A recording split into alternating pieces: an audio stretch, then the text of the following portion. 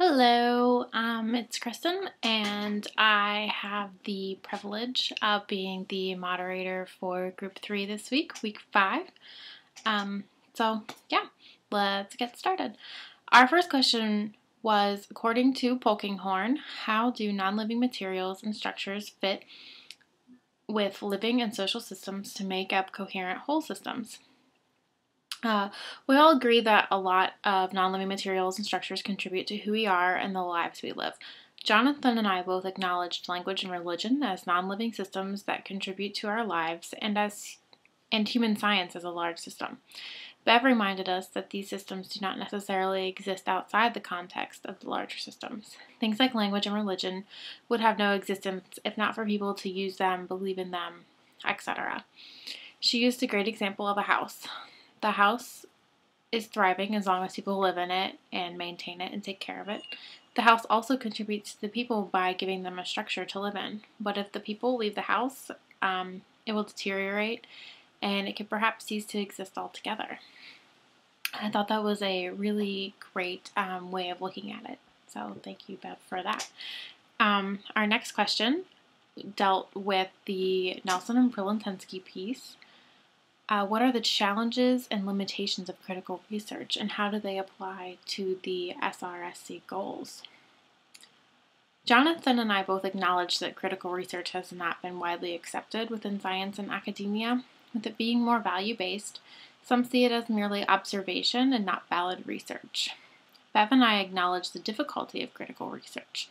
One must have a solid plan in place, and it may be hard to be wholly interactive and give up the power necessary for critical research. It can be hard to establish the relationships that are necessary for critical research, and so on. We all acknowledge the importance of critical research to the goals of the SRSC. Bev feeling that critical research is not only necessary, but just perfect for the SRSC, something that we all need to know.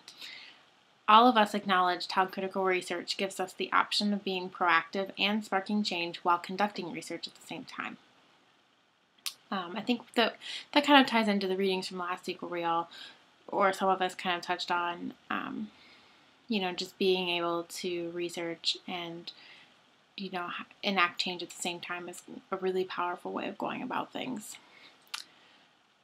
Jonathan was able to tie into this his work and give us some personal experience with critical research. I thought that was really interesting, and I really liked hearing about that. He highlights that critical research gives an edge because you're able to demonstrate how your methods work while presenting, the findings of your research. You can say, this is what we're doing, and say this is, how it's working. Instead of kind of more traditional research, you are kind of saying, well, we think this might work. This was the solution that we came up with, but you haven't really enacted it yet. But with this kind of critical research, you're enacting it at the same time, and you can say this is what's working, or even this is what doesn't work, and this is what we need to do next. To end on a question, we're wondering how you see yourself using critical research within your own goals of the SRSC. How can you see yourself using these methods in the future? So that's it for Group 3. Hope everybody's having a great week.